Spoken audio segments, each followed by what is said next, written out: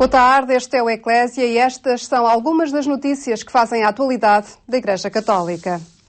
Nasceram nos finais do século XIX em Espanha, chegaram a Portugal há 75 anos. Senhoras livres e escravas do Sagrado Coração de Jesus, que em dia de festa e numa celebração do passado, repensaram o futuro da congregação.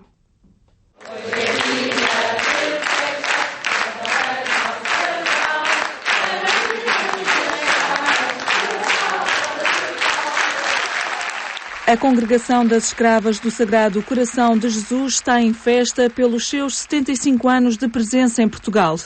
Mas a interrogação impõe-se nos dias de hoje. Senhoras ou escravas?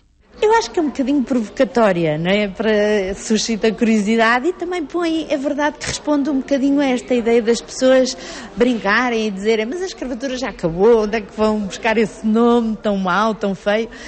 Mas se percebermos que realmente de quem é que somos escravas e porque é que somos escravas do coração de Jesus, assim mesmo desejosas de fazer a sua vontade e de acolher os seus interesses como nossos, eu acho que começa a ter outro sentido. E por outro lado, também aquela ideia de que só sendo senhoras das vidas, sendo donas, possuindo a liberdade, podemos entregá-la realmente. Não é? Por isso, a conjuntiva em vez da disjuntiva, senhoras e escravas. O auditório do Colégio São João de Brito acolheu um encontro que juntou leigos, amigos e irmãs da congregação que, ao celebrarem o passado, pensaram no futuro. Eu acho que este encontro pode trazer aqui a grande novidade, a quantidade de gente que envolveu, não é?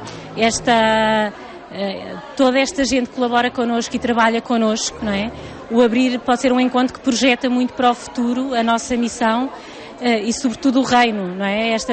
A possibilidade de trabalharmos como igreja ao serviço de mais pessoas e com mais pessoas, não é?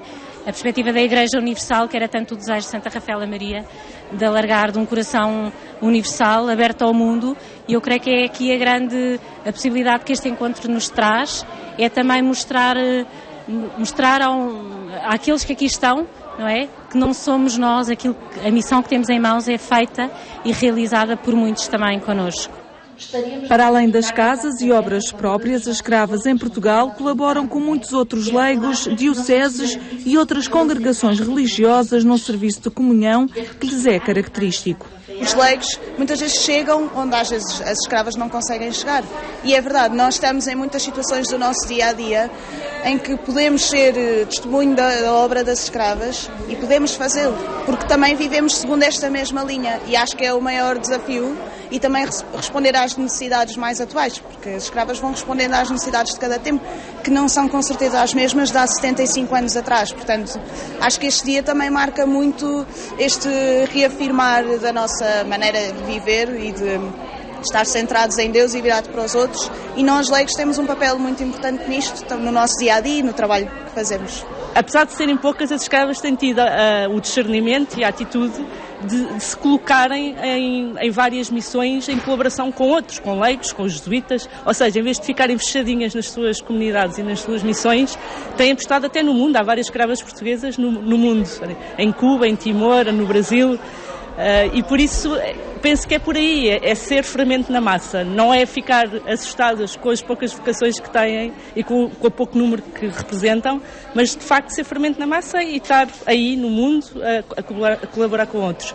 E nós leigos, eu penso que o nosso trabalho é esse mesmo, não somente ligados às escravas, como vocação laical na Igreja, é essa mesma, também temos um papel na Igreja e cada vez mais é preciso, e penso que a Igreja dos nossos dias será cada vez mais uma igreja em que os leigos estão ativos em colaboração com os religiosos. Existem hoje cerca de 1.159 escravas espalhadas pelo mundo em 131 comunidades em 24 países. Em Portugal, as escravas estão presentes em Lisboa, Porto, Palmela e Fonte da Prata. Milhares de crianças reuniram-se em oração no dia da festa litúrgica dos Beatos Francisco e Jacinta.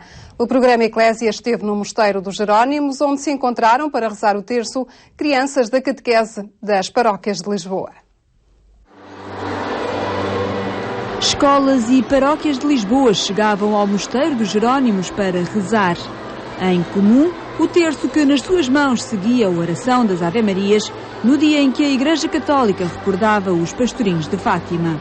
Meus queridos amigos, agora vamos ter Jesus presente no meio de nós, tal como faziam todos os dias os pastorinhos.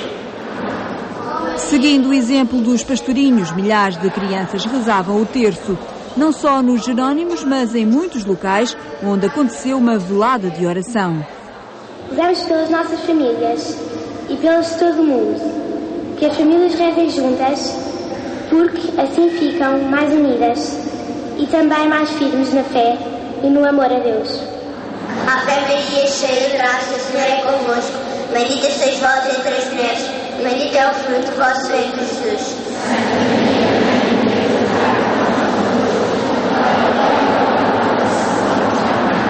Rezamos por todas as crianças do mundo, em especial pelas crianças de Portugal, para que todas se sintam amadas e acolhidas pelas suas famílias e para que possam crescer numa sociedade onde haja paz, segurança e lhes sejam transmitidos os verdadeiros valores ensinados por Jesus.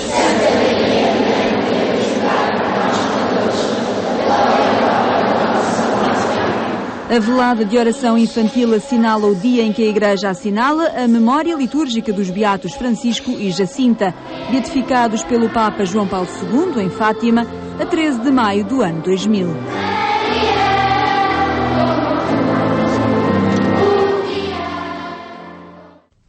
A Rádio Vaticano está a celebrar 80 anos. A história desta rádio, fundada em 1931 por Pio XI, pode agora ser vista através de uma exposição nos Museus do Vaticano. A Rádio Vaticano devia ser a voz que promove a liberdade religiosa no planeta, a voz que desperta para o diálogo e a concórdia, num mundo que recorre cada vez mais ao ódio e à violência para resolver os conflitos. Assim afirmou Monsenhor Vélez, assessor da Secretaria de Estado, que na ocasião dos 80 anos da Rádio Vaticano, indicou a internet como um novo desafio para esta rádio, que transmite hoje em 45 línguas, 38 das quais online. 8 décadas que não demonstram antiguidade. Perché non li dimostra la Chiesa, i suoi anni, perché noi siamo... A própria Igreja também não demonstra essa antiguidade. Somos continuamente jovens com o anúncio do Evangelho, que está para além da passagem do tempo, e a nossa missão é ancorada a isto, a qualquer coisa que nunca muda, e devemos saber realizá-la com os meios de cada tempo, com as diversas tecnologias, com as linguagens que hoje são necessárias para chegar aos ouvidos e ao coração das pessoas dos nossos dias, dos jovens em particular. Mas a mensagem é sempre aquela do Senhor Jesus Cristo, da sua Igreja, dos verdadeiros valores que são o fundamento da esperança da humanidade. Que sono o fundamento da esperança da humanidade. Muda a tecnologia, como mudará a comunicação da Rádio Vaticano nos próximos anos? Nós somos peritos em linguística, nós usamos 40 línguas diferentes. Isto significa saber adaptar a mensagem perante a cultura e mentalidades muito diversas. Penso que devemos permanecer continuamente numa atitude de diálogo. Esta é talvez a novidade que temos pela frente. Entrando pelo mundo das redes sociais, adquirir a dimensão do diálogo com o nosso interlocutor, porque no passado, por muitos motivos, a Rádio Vaticano era fundamentalmente uma emissora que de um ponto do mundo falava, levando uma mensagem para todos os pontos do globo. Hoje, ao contrário, é o centro de uma grande rede de comunicações na qual se interage e dialoga. Em que se interloquisce, em que se dialoga. A iniciativa para recordar os 80 anos da Rádio do Papa teve lugar na sala de conferências dos Museus do Vaticano. No átrio da entrada da sala foi inaugurada, na presença do cardeal Giovanni Laiolo, um espaço com tecnologias daquela época até às modernas tecnologias radiofónicas. Abbiamo voluto que a mostra comemorativa. Quisemos que esta mostra comemorativa, celebrativa dos 80 anos da fundação da rádio, fosse aqui, primeiro que tudo porque aqui dentro entram por ano mais ou menos 5 milhões de pessoas e todos podem ver que existe uma rádio do Vaticano que fala todas as línguas do mundo nos 4 cantos do planeta. Pio XI era um intelectual e percebeu rapidamente as extraordinárias potencialidades e a universalidade da rádio.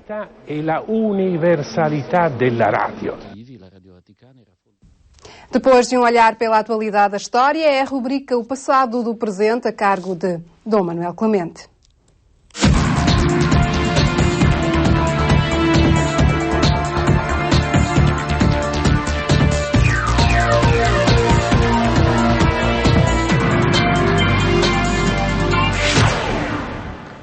A presença e a ação da Igreja na época contemporânea, nomeadamente no século XIX, tem merecido a análise de Dom Manuel Clemente aqui nesta rubrica, O Passado do Presente. Sr. Manuel, boa tarde, obrigado por estar uma vez mais connosco.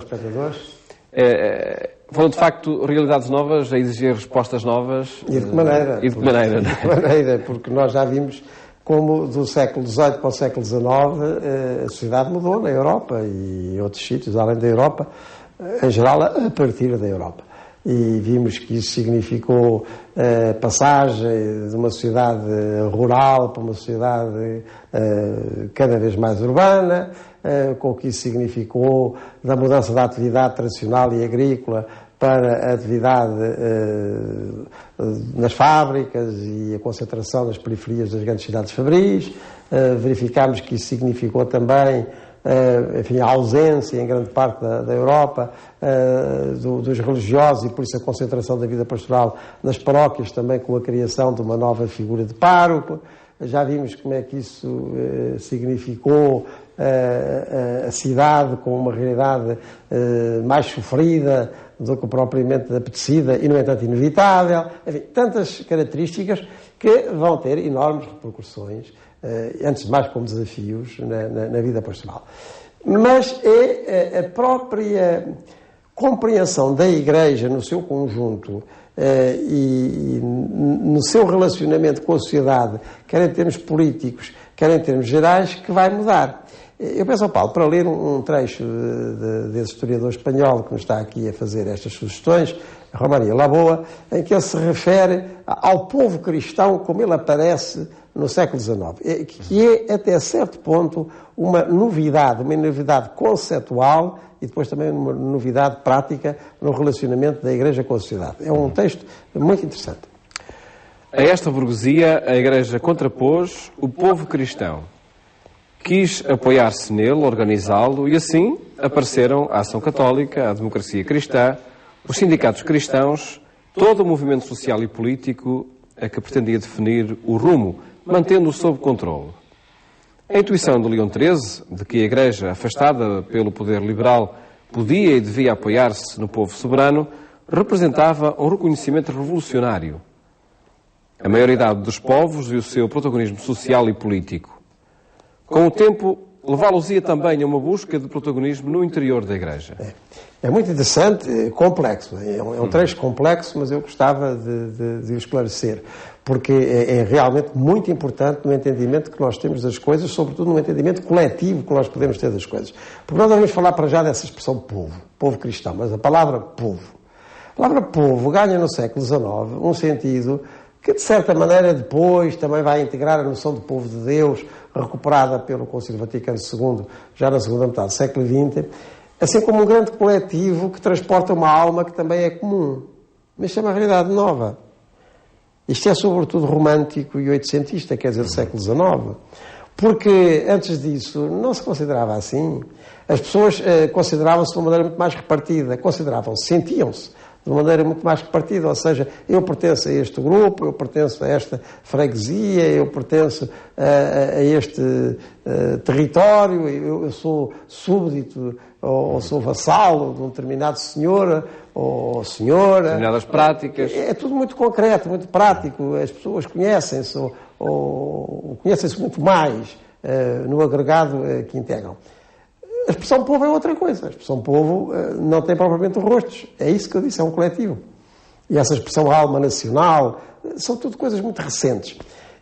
Ora bem, substitui então a sociedade antiga, aquela sociedade que perdura até ao final das monarquias tradicionais, das monarquias ditas absolutas, até ao princípio do século XIX, perduraram, porque nessas sociedades o que se subentendia é que nós éramos todos súbditos de um determinado rei.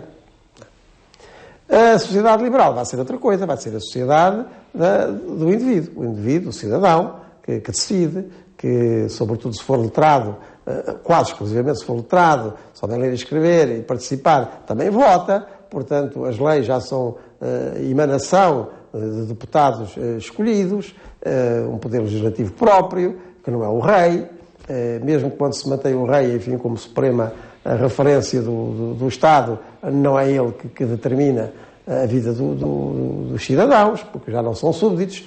Ora bem, tudo isto é diferente. E há essa classe emergente, essa classe que vive nos burgos, essa classe que tem dinheiro, essa classe que vive do comércio, essa classe que vive da indústria, a burguesia, que vai ter agora o papel preponderante na sociedade do século XIX. Só que há aqui uma consequência no que diz respeito à Igreja. É que, em especial nos países da Europa Latina, como era o caso de Portugal, as monarquias antigas eram monarquias religiosamente consideradas, em que os reis também eram religiosamente considerados.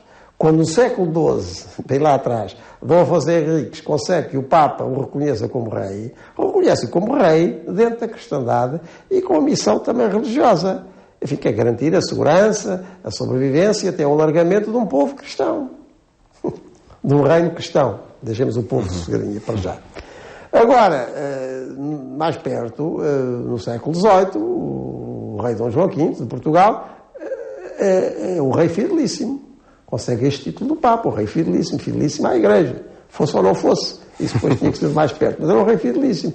Como o rei de Espanha era o rei católico, como o rei de França era o rei cristianíssimo, como os reis da Áustria eram as majestades apostólicas, tudo isto eram referências religiosas do poder. E, portanto, o povo era um povo cristão, e um povo cristão submetido a um rei cristão, que o tutelava, idealmente de acordo com o sucessor de Pedro, praticamente nem tanto, mas assim. Para a burguesia já não faz sentido nenhum, quer dizer, a burguesia não é mandatária de nenhum Papa, não tem, não lhe foi consignado nenhum papel de tutela religiosa, antes pelo contrário. Estamos numa sociedade que existe de uma maneira, podemos já considerar, laica ou secular. Então, como é que a Igreja como massa, a Igreja como população, os cristãos como conjunto, como é que eles vão articular? Vai surgir esta nova ideia de um povo cristão. E por isso que já não se pode apoiar nos reis católicos ou apostólicos ou cristianíssimos, como eram chamados. Os papas, sobretudo o Papa Leão XIII, a partir dos anos 70 do século XIX, vai apelar para que os cristãos como tais formam um povo que tem referência cristã pela sua opção confessional, e é nesse povo que se radica a liberdade da Igreja, eles que a reivindiquem, façam aos governos dessas tais burguesias mais ou menos crentes, às vezes não crentes. São eles, os cristãos e os membros do povo cristão que, como tal, têm todo o direito a participar na cidade, como outros que não sejam, mas aí inspirar as leis, os usos e costumes com a sede evangélica, tudo isto é a linguagem de Leão XIII, não é? Instilar no corpo social essa sede evangélica. E, é esse o protagonismo que é João Maria Laboa aqui sim, que exatamente, que ele aí acentua. É completamente diferente. Porque já não se trata, à maneira do século XVIII, falando agora no mundo católico, dos papas de Roma dizerem aos reis cristianíssimos, fidelíssimos e não sei o que mais, tutelem os vossos povos na obediência aos ditames evangélicos. Isso desapareceu. Essa armadura das antigas monarquias cristãs desapareceu no século XIX. Agora o que existem são cidadãos que são crentes ou não são crentes, às vezes não são crentes, que têm o Estado, que têm, enfim, os organismos políticos. Então o que é preciso é que quem é cristão se sinta membro de um povo cristão, que não é um povo-Estado, que não é um povo-nação, é um povo internacional, mas que está presente também em cada país e que, dentro da sociedade, transportem a mensagem evangélica. E é por isso que se percebe que na pastoral do século XIX para o século XX e para o século XXI surjam essas organizações quase autónomas do laicado cristão, ou do povo cristão, como se chamou a democracia cristã no tempo de Leão XIII, que não é a democracia cristã partido político, é passar à prática, enfim, as determinações sociais do Evangelho. Mais tarde apareceu a Ação Católica, mas muitas outras organizações, aquilo que em geral se chamou o Movimento Católico, e que vem dos anos 20, 30 do século XIX, que é uma novidade, é isto que eu quero acentuar no nosso programa, é que é uma novidade, ou seja, a sociedade cristã, o povo cristão, é um novo interveniente no mundo para instilar, outra vez a expressão de Leão XIII, nesse mesmo mundo e nessa mesma sociedade, a seiva evangélica. É significativa a imagem também de que o povo atingiu a maioridade. Exatamente como tal. E devo dizer que nós lemos alguns textos desses protagonistas do movimento católico, concretamente leigos em Portugal, no século XIX. Estou-me a lembrar de textos dos anos 40, estou-me a lembrar de textos dos anos 70 e 80, do século XIX. E são leigos que falam, dizer que nós temos todo o direito a ter este protagonismo por nós próprios, porque somos batizados, porque somos católicos e por isso não somos leigos na matéria. Nesta matéria somos parte inteira e mais, e até somos nós que temos possibilidades, porque estamos na vida social, estamos na vida política, estamos na vida cultural, mais possibilidades de fazer a tal orientação evangélica das coisas do que têm os eclesiásticos que não estão nestes meios. Portanto, esta novidade é uma grande resposta pastoral que se desenvolve do século XIX para o século XX, sem dúvida nenhuma. Porventura até a mais fecunda. Depois de novas realidades, umas respostas concretas que também aqui apresentamos. É a redescoberta do povo cristão. De hoje a 8 dias voltamos a encontrar-nos para ver outros ensaios e outras respostas concretas que foram sendo dadas às realidades emergentes no século XIX.